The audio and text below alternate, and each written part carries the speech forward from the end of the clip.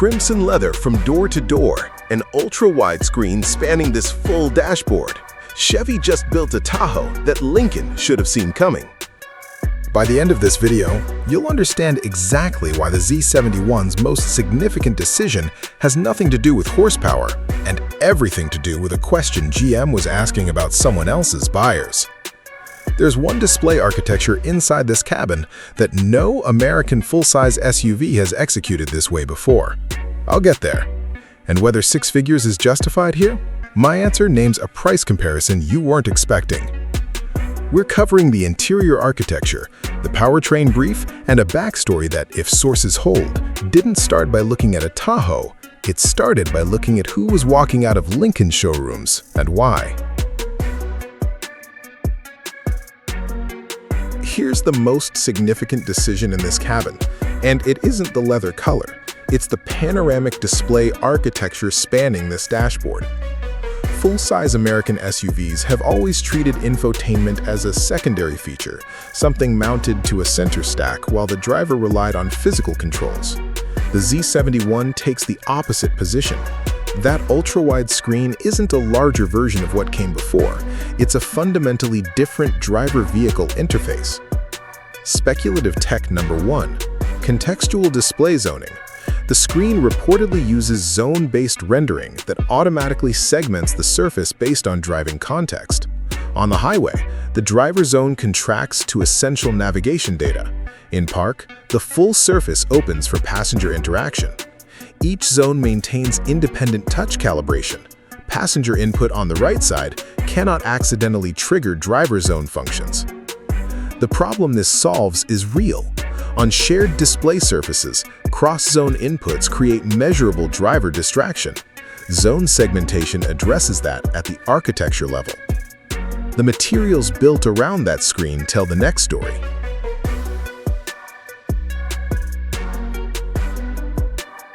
Step into this cabin, and the two-tone brief registers before anything else. Crimson perforated leather on every seat center, dark black leather on every bolster and contact edge. This isn't an accent color decision, it's a total atmosphere brief. The engineering reasoning is the same one European GT manufacturers use. Warm, saturated colors on the surfaces your eye travels to naturally. The seat face, the headrest, the second row seatback panels.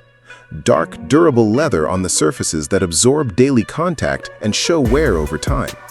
It's a durability decision executed as a design statement, and it's coherent across every surface in this cabin: front row, second row, door panels, stitching.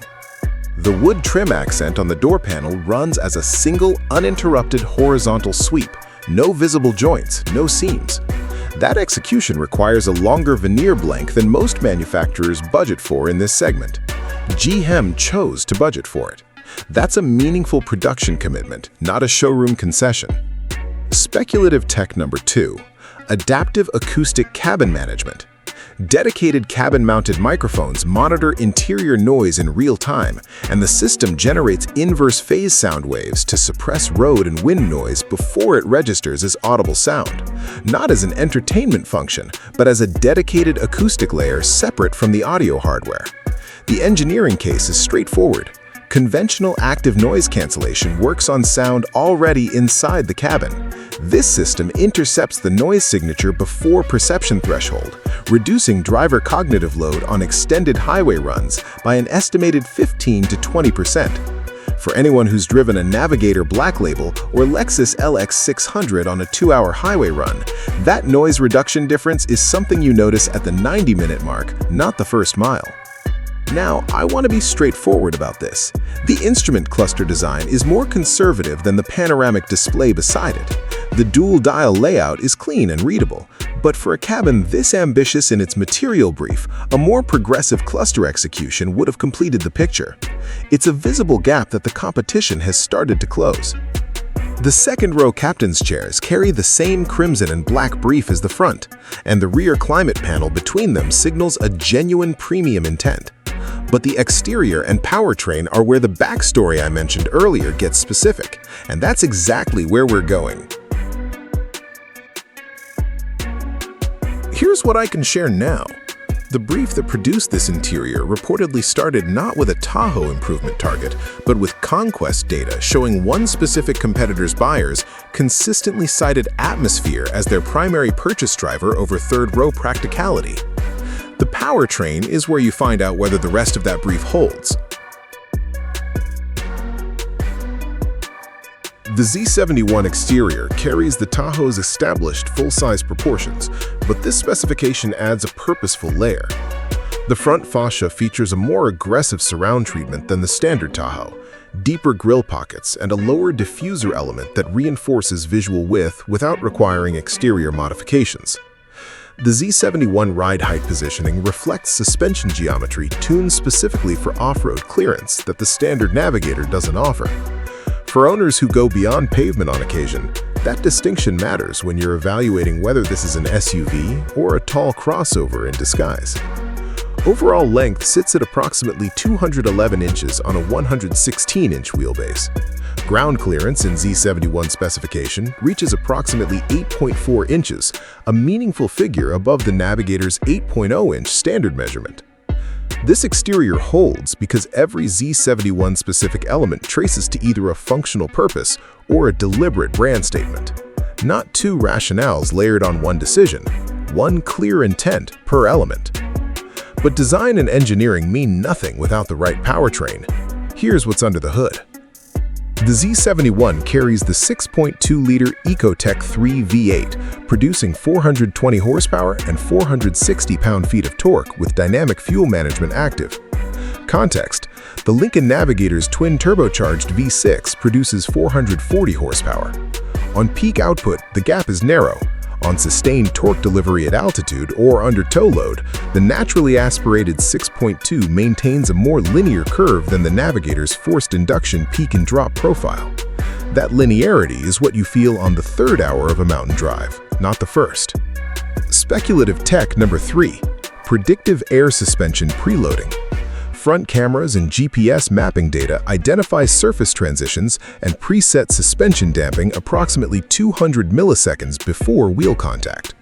Current adaptive systems react after the wheel hits the surface, an inherent delay that allows the first impact before the damper response. Preloading eliminates that first impact entirely, not just the correction that follows. For anyone who has driven a Navigator at highway speed over an unmarked expansion joint, the Z71's preloaded system will feel noticeably more composed because it isn't reacting, it's anticipating. The powertrain case is made.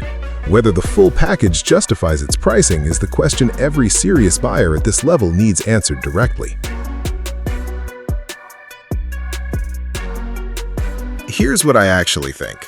This Z71 brief didn't start with a Tahoe benchmark. It came from one question buried in conquest data. Why do premium buyers keep choosing atmosphere over third-row practicality? Everything in this cabin is Chevy's direct answer, and it's the most coherent one they've delivered in this segment.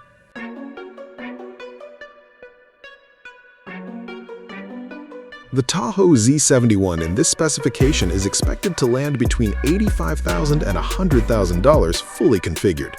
The Lincoln Navigator Black Label runs $100,000 to $110,000. The Lexus LX600 Ultra Luxury sits at $105,000 to $115,000.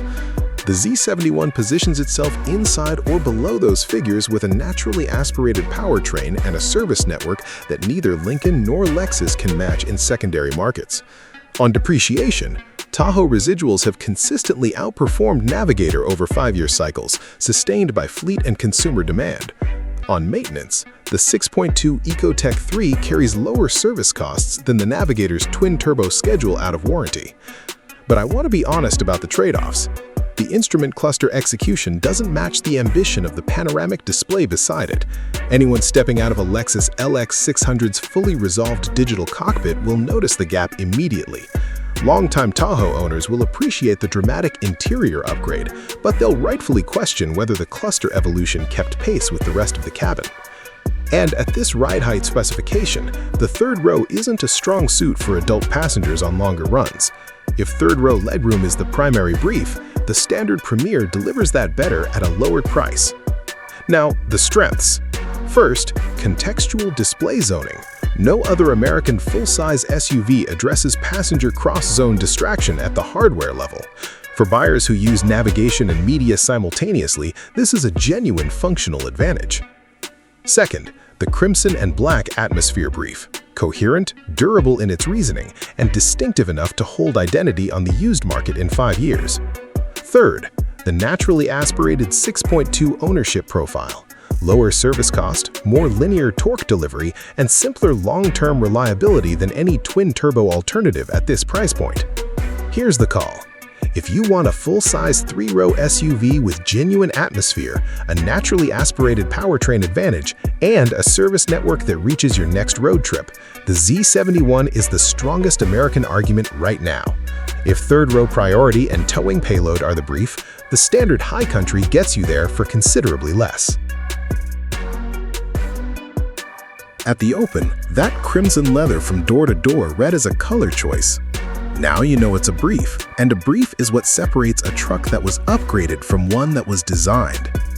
I genuinely love your perspective, especially if you've owned a Tahoe or cross-shopped the Navigator Black Label. Drop it below. At $95,000, Tahoe Z71 or Navigator Black Label at $105,000. Drop Tahoe or Navigator below. And if you want to see this against the Lexus LX600 on interior finish, that video is right here. If this kind of real, no-nonsense automotive analysis is what you're looking for, subscribe. I'll see you in the next one.